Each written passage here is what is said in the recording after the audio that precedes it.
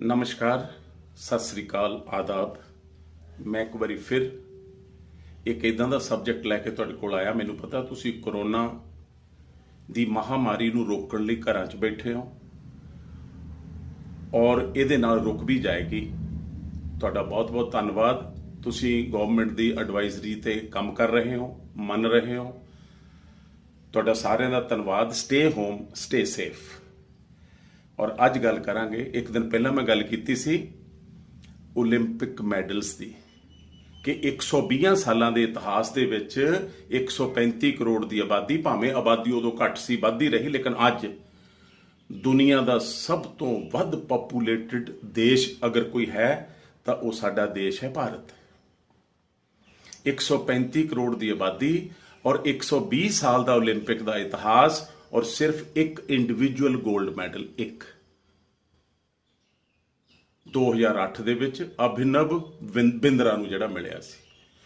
और हुण मैं तुहानूं अज 120 सालां दा इतिहास नोबल प्राइज़ दा दस्सण जा रहा। नोबल प्राइज़ दा भी 120 साल का इतिहास 1901 च पहला मिलिया सी और 1930 दे विच साइंस दे विच डॉक्टर सीवी रमन, चंद्रशेखर वेंकट रमन, जिन्हों फिर बाद सर की उपाधि भी दी अंग्रेज़ों ने, 1930 दे विच उन्हां नूं नोबल प्राइज़ मिलिया सी लाइट दे इफैक्ट ते। जे इहनूं थोड़ा जिहा खुलासा करके दसां तो सिर्फ इन्ना ही आ कि सीवी रमन ने यह कहा सी कि जदों लाइट नूं किसी पारदर्शी तिरछी चीज़ दे विच दी कढीए तो उहदी वेवलैंथ बदल जाती है तो उहदा एंपलीट्यूड बदल जाता है। और ये ते बड़ी रिसर्च हुई, साइंस नूं अच्छा लगा और भारत का इक्को ही एक साइंस का नोबल प्राइज़, इक्को ही एक 135 करोड़ की आबादी, इक्को ही एक साइंस का नोबल प्राइज़ उस इंसान नूं मिलिया जिन्हें वो काढ़ कड्ढी सी, जिन्हों बाद च रमन इफैक्ट दे नाल जाणिया जांदा। और 1954 दे विच उन्हां नूं भारत सरकार ने भारत रत्न भी दिता सी। लेकिन एक इदां दा भी वाकया आया, एक इदां दा भी वाकया आया कि सर सीवी रमन ने कहा उदों दे प्रधानमंत्री श्री जवाहर लाल नेहरू जी नूं कि तुसीं साइंस लई एक वखरा फंड रखो।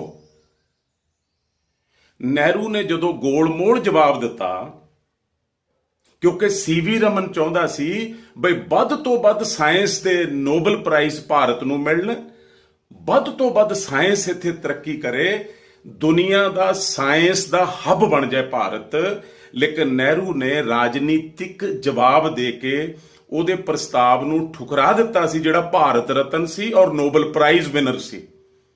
1955 दे विच उहदे इस प्रस्ताव नूं ठुकरा दिता और गुस्से विच आके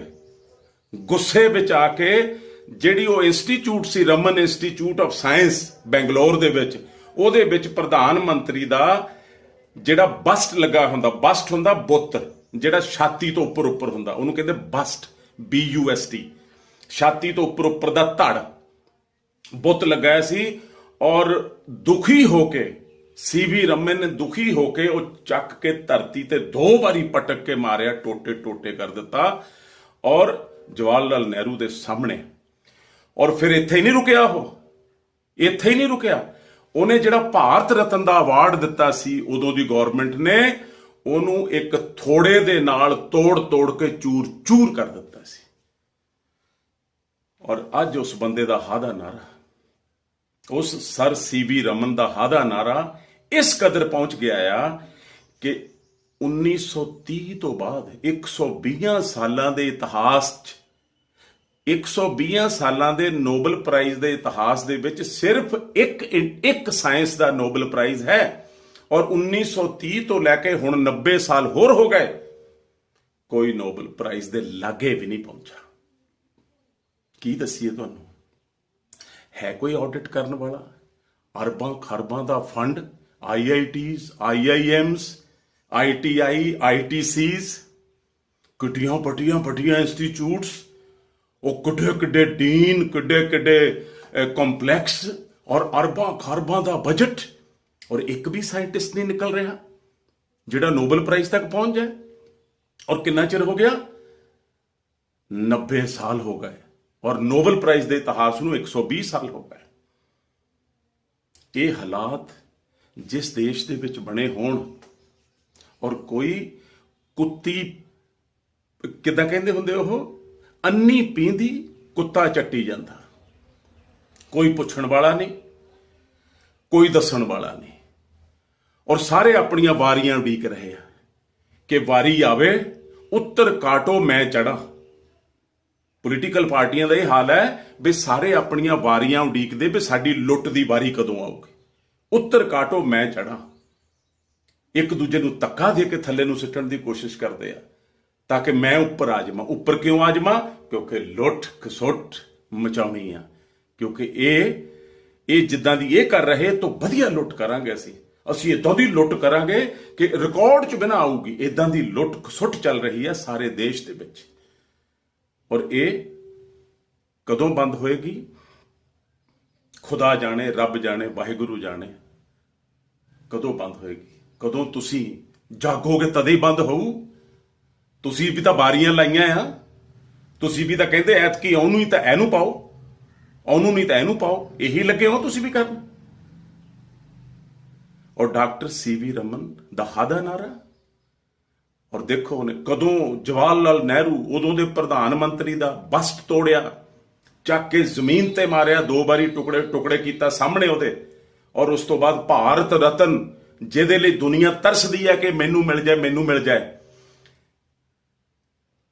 ਕਈ ਇੰਸਟੀਚਿਊਟਸ ਤੜਫਦੀਆਂ, ਕਈ ਇਦਾਂ ਦੇ ਸੰਪਰਦਾਇ ਤੜਫਦੇ ਆ ਵੀ ਸਾਡੇ ਬਾਬੇ ਨੂੰ, ਸਾਡੇ ਲੀਡਰ ਨੂੰ ਮਿਲ ਜਾਏ ਭਾਰਤ ਰਤਨ।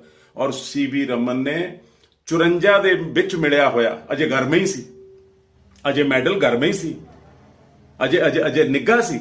ਕਿਉਂਕਿ 54 ਚ ਭਾਰਤ ਰਤਨ ਮਿਲਦਾ ਔਰ 55 ਦੇ ਵਿੱਚ ਥੋੜੀ ਦੇ ਨਾਲ ਤੋੜ ਕੇ ਟੁਕੜੇ ਟੁਕੜੇ ਕਰ ਦਿੰਦਾ। ਔਰ ਉਹਦਾ ਸ਼ਰਾਪ ਠੀਕ ਨਿਕਲਿਆ ਕਿ ਅੱਜ ਕੋਈ ਵੀ ਨੋਬਲ ਪ੍ਰਾਈਜ਼ ਦੇ ਲਾਗੇ ਨਹੀਂ। ਪੜ੍ਹਾਈ ਬਦਲੋ, ਉਹ ਸਰਕਾਰਾਂ ਵਾਲਿਓ ਪੜ੍ਹਾਈ ਬਦਲੋ। ਤਾਂਤੀਆ ਟੋਪੇ ਪੜ੍ਹਾਈ ਜਾਂਦੇ ਆ। ਸ਼ਿਵਾਜੀ ਦੀ ਮਾਤਾ ਦਾ ਨਾਂ ਕੀ ਸੀ? ਉਹ ਕੀ ਲੈਣਾ ਕਿਸੇ ਨੇ? ਪਲਾਸੀ ਦੀ ਲੜਾਈ, ਪਾਣੀਪਤ ਦੀ ਲੜਾਈ, ਬਕਸਰ ਦੀ ਲੜਾਈ, ਇਹਨਾਂ ਲੜਾਈਆਂ ਚੋਂ ਕੀ ਰੱਖਿਆ? ਉਹ ਤਾਂ ਅਗਲੀ ਲੜਾਈ ਦੇਖੋ ਕਿੱਥੇ ਪਹੁੰਚ ਗਈ ਹੈ। ਚਾਈਨਾ ਨੇ ਤਾਂ ਬਾਇਓਲੋਜੀਕਲ ਲੜਾਈ ਸ਼ੁਰੂ ਕਰ ਦਿੱਤੀ। ਉਹਨਾਂ ਨੇ ਜਿਹੜਾ ਵਾਇਰਸ, ਕਰੋਨਾ ਵਾਇਰਸ ਕੱਢਿਆ ਸੀ, ਇਹ ਕਿਸੇ ਦੇਸ਼ ਨੂੰ ਖਤਮ ਕਰਨ ਲਈ ਸੁੱਟਿਆ ਸੀ। ਜਿਹੜਾ ਲੀਕ ਹੋ ਗਿਆ, ਜਿਹੜਾ ਕੁੱਜੀ ਦੇ ਵਿੱਚੋਂ ਲੀਕ ਹੋ ਗਿਆ। ਔਰ ਅੱਜ ਦੁਨੀਆ ਉਹਦੇ ਦੁਆਲੇ ਘੁੰਮ ਰਹੀ ਵੀ ਇਹਨੂੰ ਕੁੱਜੀ 'ਚ ਮੁੜ ਕੇ ਬੰਦ ਕਿੱਦਾਂ ਕੀਤਾ ਜਾਵੇ। ਤੁਹਾਡਾ ਸਾਰਿਆਂ ਦਾ ਧੰਨਵਾਦ।